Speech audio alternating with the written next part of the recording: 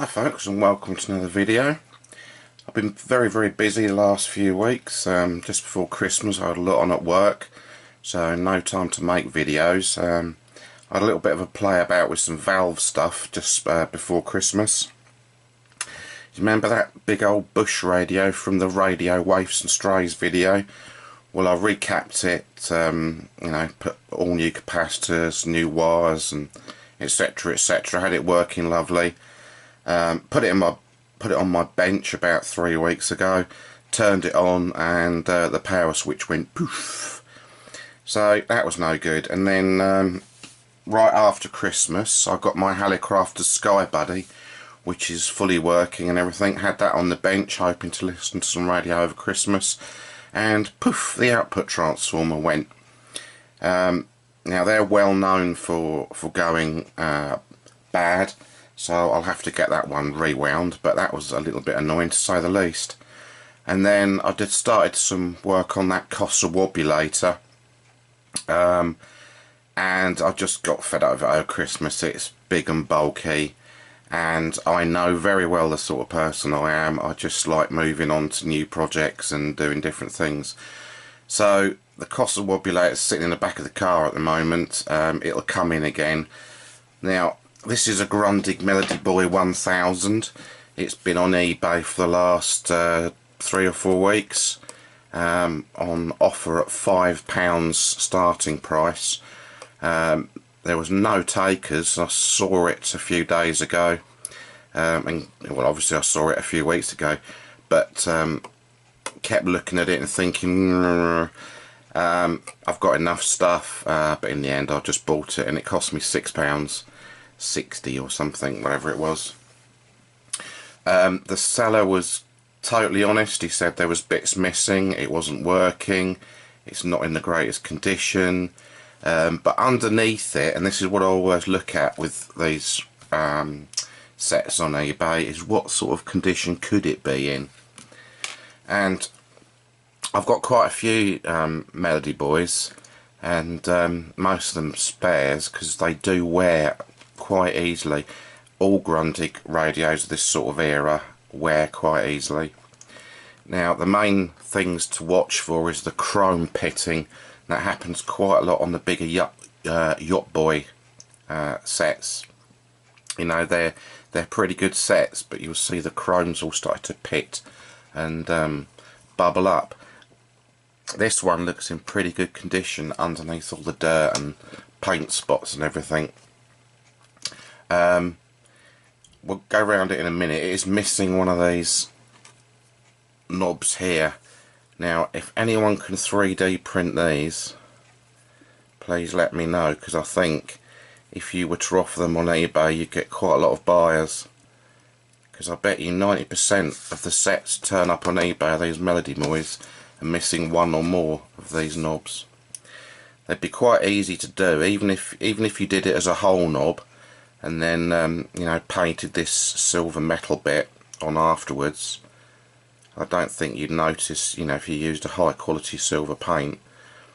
Or you just printed the knob without this metal bit and you fabricated something out of a Pepsi can or something, and then just painted a black dot on the end.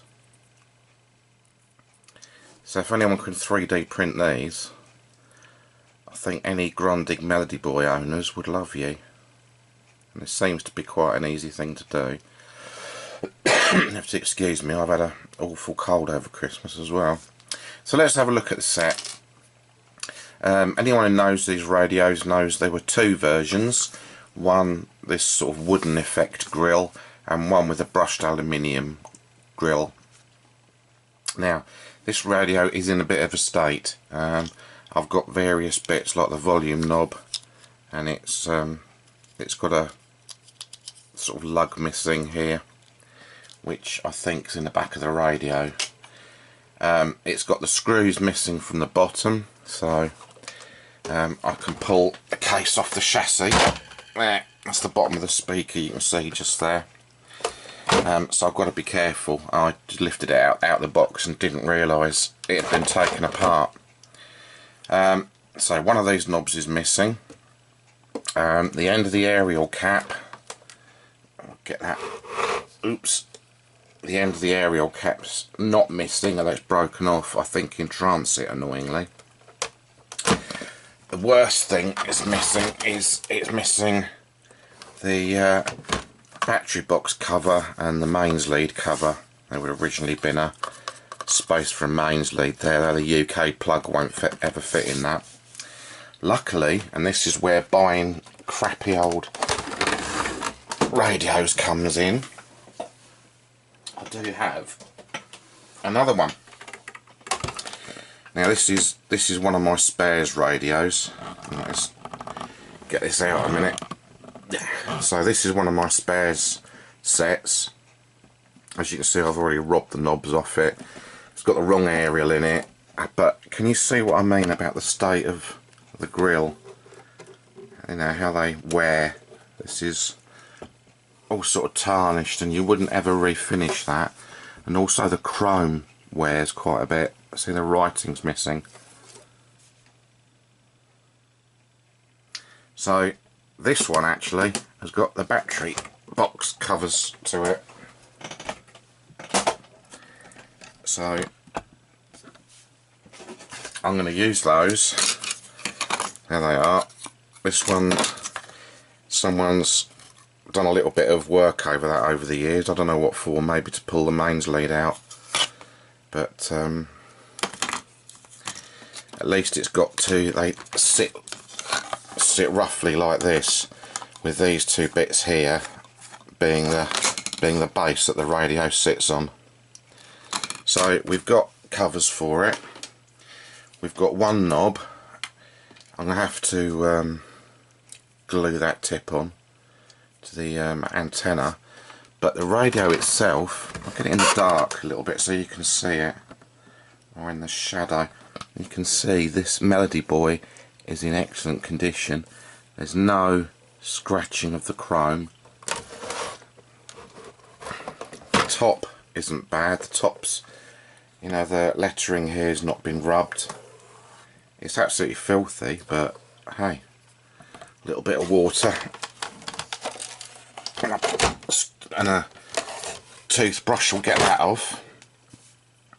And sometimes people, especially on the yacht boys, they cut a hole in here and brought the lead up out the back. This one has actually got a there you go, you got a socket there for your mains plug, the transformer inside the radio. So it's not in too bad condition. This thing here is for that recess is for the tuning knob there, which now if you ever want to get a Melody Boy apart, there's two screws in the bottom, one each side, and then you pull this out, pull that knob out, because that stops the case coming off. So you pull that out all the way, pull it off, and then you've got the shaft here, and you need to push that shaft all the way back in, and then your case should lift off like that. And let's have a look at the inside. It's all full of spider webs, and it's just been sitting in a garage, isn't it, for years, and fluff on the speaker and bits of the old foam. Now, Grundig Melody Boys or Grundig radios have got quite a bassy sound, so they use a lot of this foam strip here up inside the case to stop the case vibrating. So inside it looks not too bad. It's absolutely filthy. I'm going to watch it in case any bits come flying out the radio. It's the back of it, obviously. So it just needs a good blower out with dust, and these are the foam strips minus the foam that's gone over the years, I guess. Guess that might have sat there or something. So I'm going to have to replace these with some foam strips. Now the seller said this didn't work at all, so that's another thing we're going to have to look at. Now as I say, I've had a few of these radios mainly to get one good one, and unfortunately that's what you've got to do. And this is my good one. This is like, got the brushed grill, but it has got a dent in it there, which you can see only at certain positions. But I did this one about a year ago, 2 years ago maybe. Replaced the dial bulbs in it. A dial bulb, I'm not sure if it's got one or two now. This one works perfectly, lovely radio. So that's the this is the next plan then, is to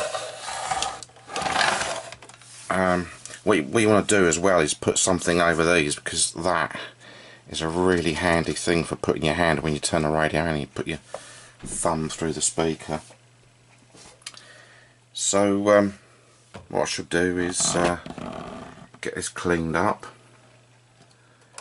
It is quite filthy, but it should turn out into a very nice radio, this, as long as it works. But we'll have a look at that. There's just all there is I don't know whether it was a recent thing but there's like a plastic insert down the side here, and it's cracked a bit round there. There's a bit missing there. I don't think anyone would ever notice that unless you know, examined it closely or told them. So we'll see how this one gets on anyway. Grundig Melody Boy 1000. These were made in Portugal actually, in the early 1970s. I think production started in 1972. And I'm not sure whether this one, with the fake wood grills is the earlier one, or the aluminium. Not sure, or perhaps they came out at the same time. But another one thing about this as well, and this is, sorry to go on about this, is the markings down here aren't rubbed either. It's always a obvious thing because they're only, you quite often see that on this sort of era radios where those screen printed markings on, they're all rubbed off. Same with televisions. Right, we'll see how we get on with this one. Thanks for watching.